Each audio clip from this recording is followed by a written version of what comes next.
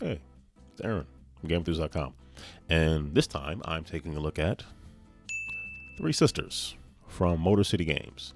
Three Sisters is a roll and write for 1 to 4 players, plays in about 30 to 60 minutes, intended for ages 8 and up. Players will be competing to grow the most corn, beans, and pumpkins. Three Sisters refers to a technique used for hundreds of years by indigenous peoples to grow crops one after the other to benefit each other. Growing corn provides a lattice for beans to climb in order to grow. Beans are good about transferring nitrogen from the air to the soil, and the squashes / pumpkins growth patterns are good for reducing weeds and keeping pests away. Three Sisters is sort of the successor to Fleet the Dice game, in that it is a crunchy roll and write. It has also been designed by Pinchback and Matt Riddle. The artists are Marlies Barends and the very legendary Beth Sobel. So I'll do the best I can to explain some of that crunch after I stop talking and roll on to the next part of this video. Like now.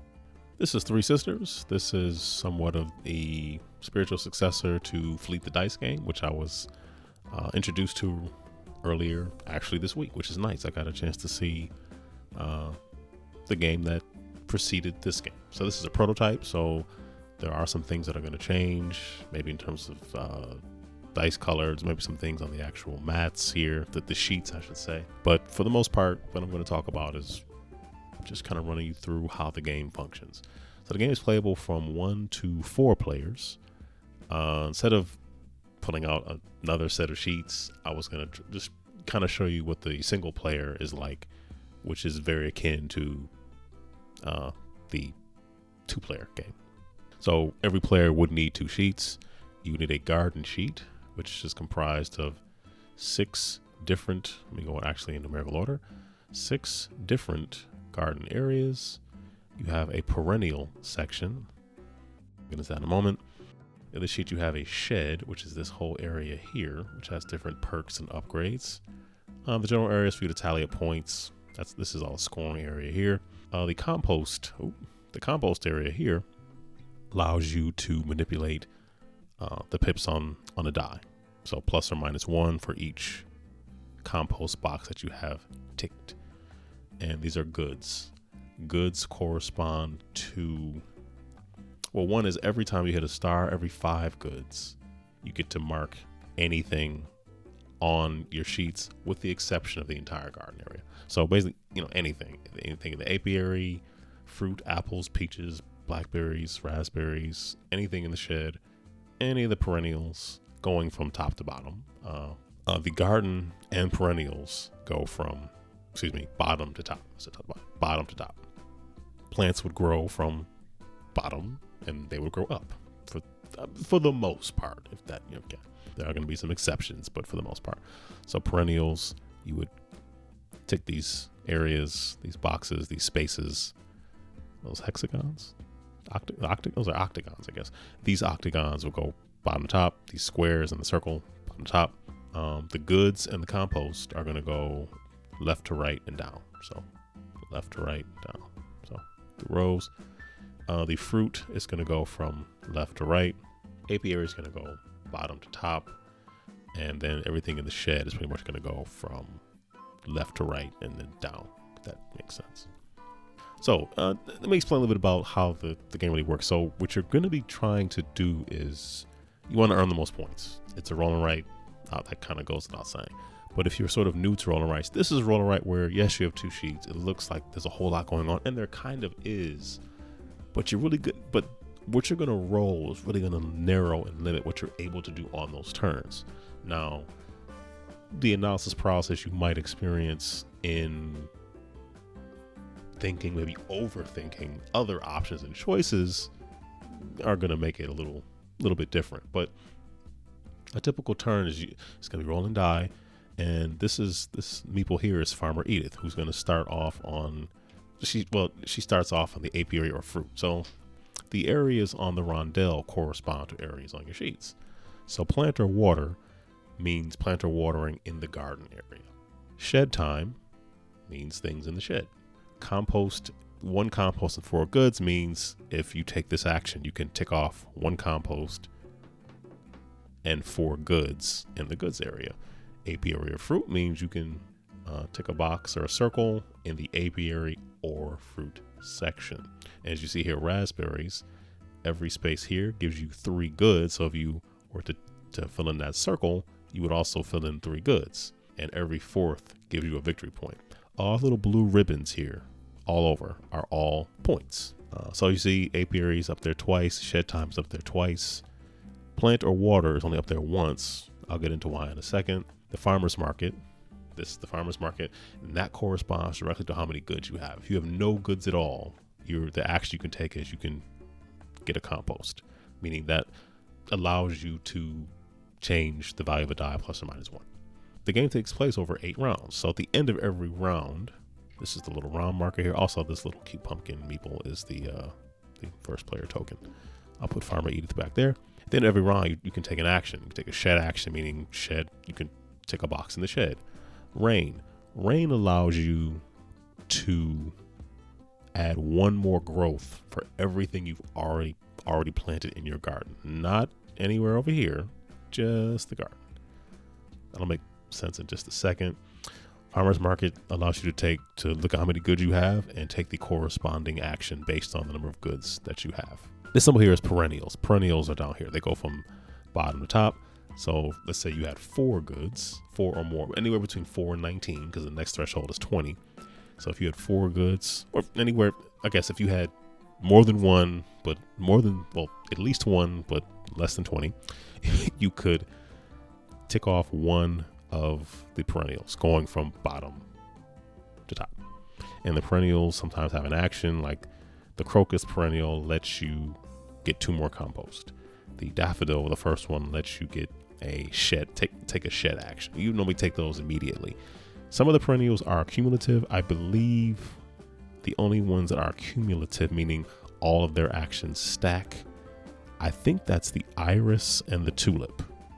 So were you to get all the way to the 4th box up for the iris, you could also take the other actions as well. If you they're cumulative. So if you tick 1, all the other ones you already checked, you also take those actions. But it's only for the iris and the tulip, as far as I know. In a single player game, Farmer Edith is going to be making it harder for you. And the rules specify she's going to cross things off on your sheet. You're going to be doing it, but on her behalf, that you can't get. But if you've already started growing something on your garden, she can't check off anything. That's something you've already started. It has to be something fresh that you have not started yet. Take a look at section 5 here. If you look, you can see there's 1 pumpkin down at the bottom, and you can grow that pumpkin fully by only checking 2 boxes and gaining a good. Once you check both of them, you would get that single good and mark that over here. What's interesting is if you notice there's perennials all around the garden. If you complete the pumpkins on either side of perennials, and it also goes vertically as well. So this iris here, you can check that iris off if you completed this pumpkin and that pumpkin. So if you get the pumpkins that are on either side or top and bottom from a perennial, so you complete these 2, you get that perennial and you can check it off on its corresponding column, which gives you more bonuses, more points. If you get all the way up to the top on iris, that's 12 victory points. That's kind of nice. Much like if you look at the new tractor, 15 victory points. Maybe focus on that, but maybe not. I don't know. Depends on what you want to do. So that's how the pumpkins and perennials work. If you complete the pumpkins on either side of a perennial, you get to fill in that perennial and then fill in the corresponding. So this hydrangea, you do these 2, check that, you get to check off something on the hydrangea track there. Now, as far as corn and beans, remember this game is about growing crops in a certain order and how they benefit each other. That's sort of the backdrop for the name 3 Sisters. So the other 2 sisters would be corn and beans. You can only start growing beans once you hit at least the 2nd box for corn. So you can't just go right into beans. You have to at least hit the 2nd box for corn, and then the beans are open to grow. And if you go all the way to the top, you get 3 points. Go all the way to the top, you get a single point. That's kind of how the garden works. That's just pure points. Whereas the pumpkins are goods and then enable you to get more perennials that you can check off down here. Also, the more goods you get when you do the farmer actions, every farmer's market action, every level threshold except for the first one, if you have no goods at all, gives you a perennial. And then once you get to 35, 50, 70 plus, you get 2 perennials and a compost and fruit. And so it just stacks. So, and just be mindful that anytime you reach a star on the goods, you can ignore the numbering. There's a little mistake there. You just ignore every time you hit a star, every 5, you can check off any box except for your garden. So anything here or anything here. Well, you can't check off another good. I mean, I guess anything besides a good, you can check off anything else, but then excluding your garden there. And I'm still talking. I need to show how a round might look. Is Farmer Edith is on the apiary, so she's gonna roll. Well, I'm gonna roll. Also, during the solo mode, the actual player would always roll first on the odd rounds, whereas Farmer Edith would roll first on the even rounds. You place the dice, you group like numbers together, and everything goes clockwise from Edith. So we didn't really get very far because there were 3 2s and then a 4. I will go first, and here's what's interesting about it. You can take 2 actions on your turn. You take a rondel action and a garden action. So the garden action, if I take this is a 2, which means I would take a garden action in section 2 of my garden. In addition to that, I take the rondel action. The rondel action is to plant or water, which I could also do in the area that I'm in. If I were to take this is the shed time rondel action. Now I can do them in either order. I believe Farmer Edith has to do garden and then rondel, but a human player can take them in the order. I could take this. It has 4 on it. It's 4 pips. I would do a garden action. Now, a garden action is planting or watering. So basically, planting or watering is built in to every space. This space just happens to let you essentially do it twice if you pick up a die from the plant or water rondel space. So I'll pick this up from shed time. So I can do a garden action in section 4. Now, shed time. That also means I could take my rondel action is to tick a box in the shed. After you roll the die, you always move Farmer Edith just past where the last place die is, and then she's going to stay there for the subsequent turn. So let's say I took this 2. Now let's place it in there. Now, plant means that you are planting up to 2 crops. You don't have to plant 2, but you can plant up to 2. So that means I could start this pumpkin and I could start this corn. Hopefully that comes out. So I started this pumpkin, put a dot there, and put a dot there where that corn is. I started those 2.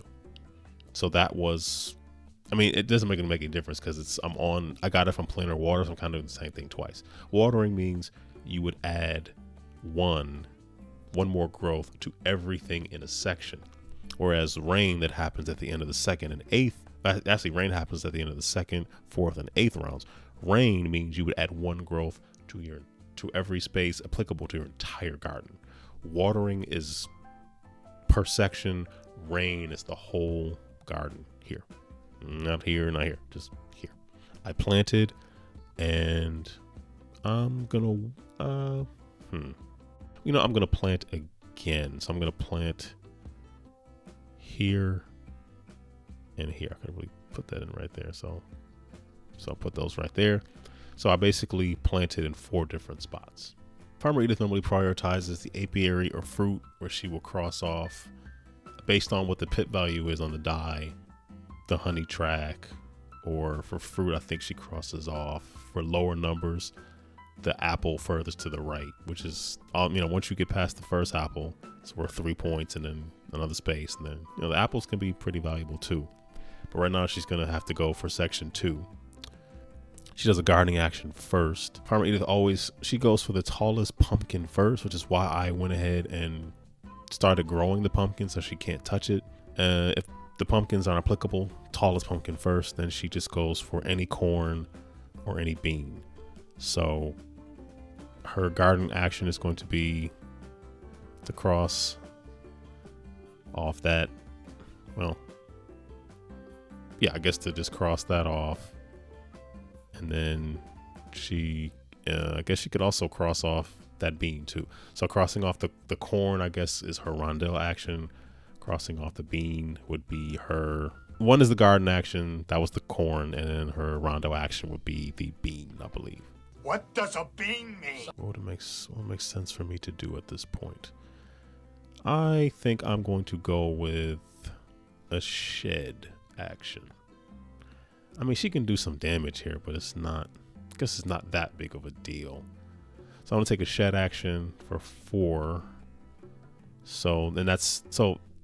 I got off shed. It's a 4, which means my garden action is in area 4. So also forgot you start off with 1 compost and the game begins. Excuse me. This populated good here is actually a mistake. You don't start off with any goods. You do start off with 1 compost. So I'm going to go for populate that really low pumpkin there. So I'm going to start these 2 pumpkins. So that pumpkin is complete. So I'm just going to fill this in again. So I do have a single good.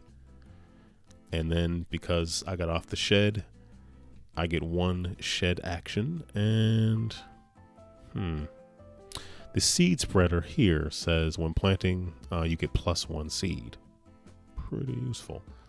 So I'm going to fill that in because once you get them all, you get 2 points into the game. And that means whenever you're planting, instead of planting 2, you can plant 3. Pretty slick. So, and Edith's going to take this last 2. And I guess that just means, okay, so Edith pretty much eliminated this one. And because it's a 2, it means she's in area 2. She's going to eliminate that. However, for this section, she can't do any more real damage to me because I've already started growing everything else. So, all right. So then at the end of the round, I would take a shed action. I'm working on the seed. Well, now I'm torn between the new tractor, which is worth 15 points, but I'll just take the seed spreader. So for my shed action on the rondelle, move over to round 2. And Farmer Edith's not doing anything with the round ending. So everything starts from the space next to Farmer Edith going clockwise. So yeah, we're doing a lot of the same things here. So we got some more shed actions here. Okay, so Edith goes first in round 2, which means she's going to want to do the apiary or fruit. She's going to prioritize that. So she takes the 1, which also means she goes for the tallest pumpkin first. So she's gonna kill that, fortunately. Boo. And then she's gonna take an apiary action. If she has 1 or 2, she crosses off the topmost honey. So I can't get that. So that option has been eliminated. Thanks a lot, Edith. And I'm going to I want to take a shed action to keep working on either the new tractor or this, but she's going to take a shed action and hurt me. So I better take this 1 and I'm going to start growing both of those pumpkins here. And because this one is only 1 circle box, so I get 1 good because it's populated, and I just started this one, which I need 2 more in order to get that one, and then I'll unlock the hydrangea, which is down here. So that was my second action. That was my first action, excuse me. So she's gonna have to take, well, we're all gonna do a shed action anyway. So all right, so she's taking a 3, so that means she's going to go for the tallest pumpkin first. So she kills that for me, and Shed action. So I do have the rules here. So if you have a 3 for the lower shed, which is the lawnmower shed, the mower shed, and you have a 3, she is going to strike out the pitchfork. Where's the pitchfork? All right, she's going to kill the pitchfork for me. So that is a point I cannot get.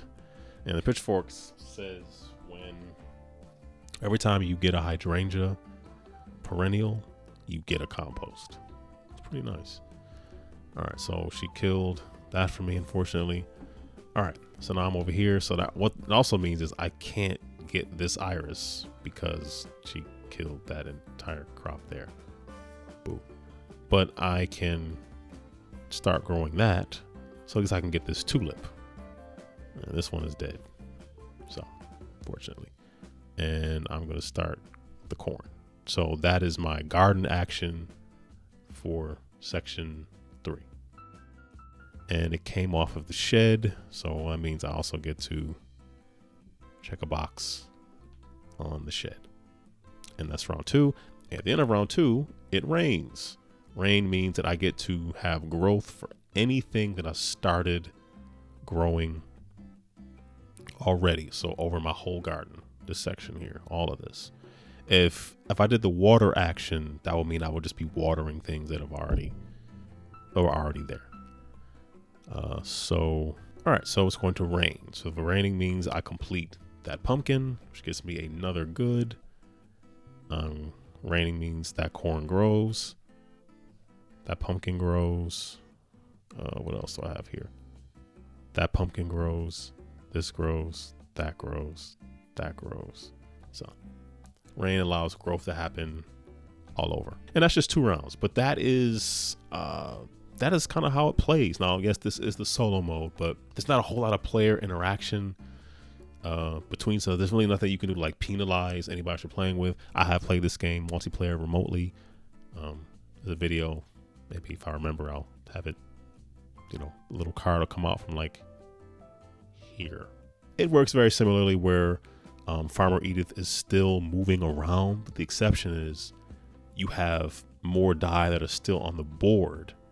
And what happens is whatever die, the first die that is going from Edith clockwise, everybody gets to take an action, a garden and rondel action for that die. So in the solo mode, you and Edith only get to take 2 dice, take your rondel, take your garden. She messes you over for your rondel and your garden, and you don't get to take that extra turn, but that, that's fine. That's only 2 rounds. It's like a quarter of the game, and it is a solo version, but it's very similar to what you'd be doing playing with other people. It is busy. It is a game that looks like there's a lot going on, and there is, but it's optional. Like, you embark on what you can and what you want to a certain degree. I know when I first started playing, I was so focused on the garden and getting the points for the corn, 3 for the corn, 1 for the beans. I kind of ignored the pumpkins because the goods aren't worth points. Yes, but you don't want to ignore the pumpkins because the perennials. Well, you get goods, and then when you have farmers market actions, you get to check off perennials, or you get compost, you get fruit. You can have a turn where you just going from here to there to, where, let's say you earned a couple of stars, so then you check this box, and they check that box and that box. It's all in one turn. So there's a lot of comboing and moving around and just stacking up different rewards, and it's very pleasant. It's very enjoyable to set something into action that just has that ripple effect of you just checking boxes and getting points or setting things up to earn more points and more goods. And having played Fleet, I can definitely see how one might see fishing in Fleet as analogous to maybe rain or watering. I think things like that, just some things that they're not the same, but just seeing where it came from just makes this an even richer experience. So if you can't tell already, I really I really do enjoy playing this game with others or myself, whichever. I really do enjoy Three Sisters. With such an abundance of crunchy choices to make, Three Sisters offers fans of roll and rights and everyone else so many reasons to really enjoy the current game that they're in, and so much more to look forward to and try for the next one, because your approaches can vary so much. Like I just explained, where I went really hard on gotta get that corn, and I kind of ignored the pumpkins, to my own peril.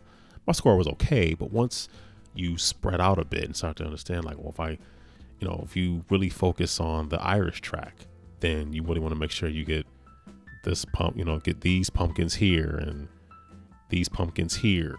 And then you really want to make sure you're getting a lot of goods too, so you can go up on the goods track, which will unlock in the farmer's market more perennials.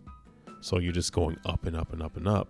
And then you can start hitting these really big bonus points. All the while maybe focusing on the tractor to get those 15 bonus points, or maybe for having focus early on in the game on the seed spreader so you could plant more. And just to make sure you have more going. So when you do water, you do rain, you really maximize what you're able to do with it. And it's that crunchiness that I really think will appeal to people who are fans of the roll and write mechanic, and people who are new, who are just learning. There's something for everybody there, I think. So that's Three Sisters, Ben Pinchback, Matt Riddle, Motor City Games. Yeah, I think I'm going to finish this game. First, you won't really see it, but I will. Three Sisters. It's up on Kickstarter. Anyway, take care. Stay safe. Wear a mask. Be blessed.